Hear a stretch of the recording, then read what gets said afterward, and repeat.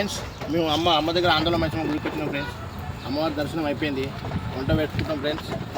ఎందుకంటే సంక్రాంతి పండుగ అయితే మా ఇంటి దగ్గర చేసుకోలేదు, ఈరోజు అమ్మవారి దగ్గర చేసుకుందామని వచ్చిన దర్శనం చేసుకున్నాం. వంట మటన్ బిర్యానీ, చికెన్ బిర్యానీ బగారా ఎప్పుడు ఉడికిన పోకి షాట్